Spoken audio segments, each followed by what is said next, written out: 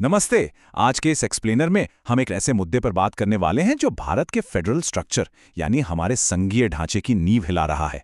राज्य सरकारों और केंद्र द्वारा नियुक्त राज्यपालों के बीच का बढ़ता हुआ संवैधानिक टकराव। ये कोई आम राजनीतिक बहस नहीं है, बल्कि हमारे गवर्नेंस के बेसिक स्ट्रक्चर पर एक बहुत बड़ा सवाल है। अब सबसे पहला और बुनियादी सवाल जो हमारे दिमाग में आना चाहिए वो ये है कि ऐसा कैसे हो सकता है कि कोई एक गैर निर्वाचित अधिकारी जिसे जनता ने नहीं चुना है, वो ऐसे कानूनों पर रोक लगा दे जिन्हें लाखों लोगों द्वारा चुने गए प्रतिनिधियों ने सर्वसम्मति से पास किया हो। यही वो सवाल है जो इस पूरी बहस के एकदम सेंटर में है। तो आज हम इस पूरे मुद्दे को कुछ इस तरह समझेंगे। पहले बात करेंगे राज्यपाल बनाम राज्य की, फिर तमिलनाडु जजमेंट को डिकोड करेंगे, इसके बाद सुप्रीम कोर्ट के पीछे हटने की कहानी, फिर ऐतिहासिक आयोगों की सिफारिशें और आखिर में हमारे संघवाद का भविष्य। चलिए सबसे पहले इस राज्यपाल बनाम राज्य के टकराव को समझते हैं। देखिए, इस पूरे विवाद की जड़ में संविधान के दो बहुत ही अहम आर्टिकल्स हैं, आर्टिकल 200 और आर्टिकल 201। ये वो कॉन्स्टिट्यूशनल टूल्स हैं जो इस पूरी लीगल रस्साकशी के केंद्र में हैं।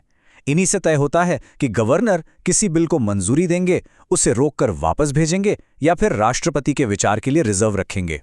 आपको जानकर शायद हैरानी हो कि जब हमारा संविधान बन रहा था तब डॉक्टर बी.आर. अम्बेडकर का विजन बिल्कुल साफ था।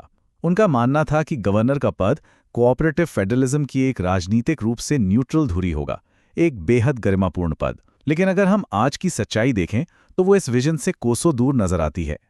जमीनी हकीकत देखिए, आज खासकर विपक्षी दलों द्वारा शासित दक्षिणी राज्यों में एक अजीब सा लेजिस्लेटिव ग्रिडलॉक यानी विधायी गतिरोध बना हुआ है।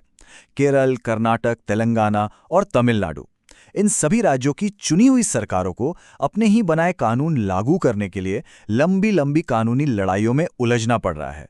तमिलनाडु में तो 10 बिल ऐसे ही अटके पड़े हैं। अब इसी लीगल लड़ाई के एक बहुत बड़े क्लाइमैक्स की तरफ बढ़ते हैं, तमिलनाडु जजमेंट। अगर हम टाइमलाइन पर गौर करें तो चीज़ें बहुत तेज़ी से बदली हैं। शुरुआत होती है तमिलनाडु के कुछ बिलों पर गवर्नर द्वारा 17 महीने की बिना किसी वजह की देरी से।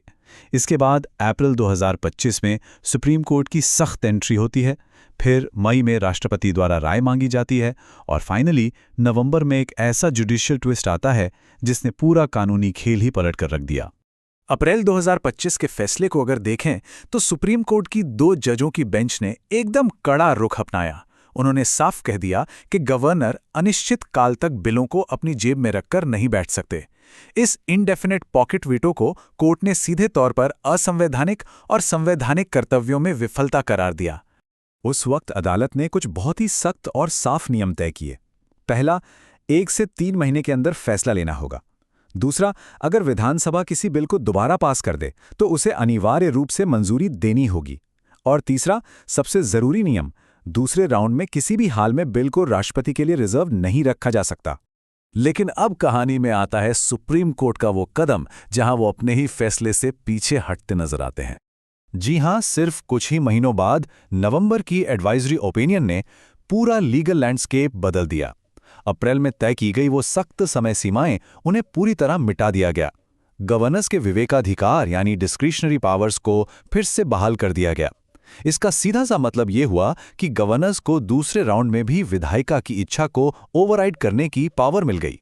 उन सख्त टाइमलाइंस की जगह अब एक नया कॉन्सेप्ट लाया गया, लिमिटेड मैंडेमस। अगर आसान भाषा में समझें तो अदालतें अब केवल तभी दखल दे सकती हैं जब किसी बिल में हुई देरी को साफ तौर पर अनुचित या अनरीजनेबल माना जाए। लेकिन ठहरिए, ये अनुचित क्या है? ये तो पूरी तरह से सब्जेक्टिव है ना? और यहीं से शुरू होती है असली परेशानी। इसका नतीजा ये है कि हम एक बहुत ही अनप्रेडिक्टेबल लीगल सिचुएशन में आ गए हैं। अब अनियंत्रित विवेकाधीन शक्ति सिर्फ गवर्नर के पास ही नहीं है, बल्कि उन जजों के पास भी है जो अगला मामला सुनेंगे। मतलब सब कुछ इस बात पर डिपेंड करेगा कि फ्यूचर की जुडिशियल बेंच अनुचित देरी की क्या परिभाषा तय करती है। अब सवाल ये है कि इस क्राइसिस का सॉल्यूशन क्या है? इसके लिए हमें ऐतिहासिक आयोगों की सिफारिशों पर एक नज़र डालनी होगी। हमें ये नहीं भूलना चाहिए कि गवर्नर के पद का राजनीतिकरण और उनकी मनमानी को लेकर चिंताएं कोई नई बात नहीं है।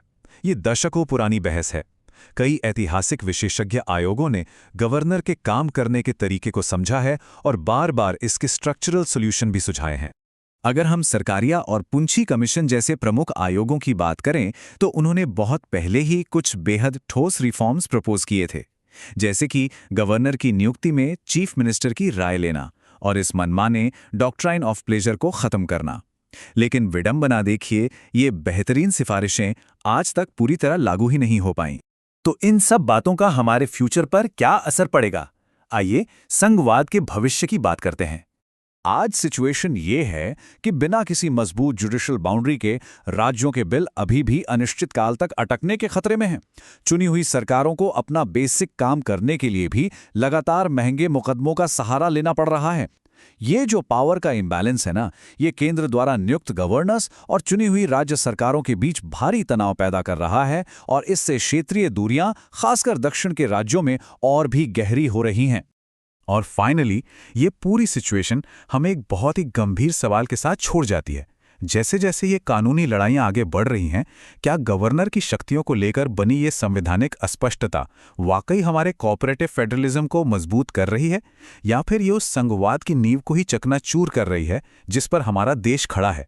इसी विचार के साथ हम आज का ये एक्सप्लेनर यहीं समाप्त करते हैं। जुड़ने के लिए बहुत बहुत शुक्रिया।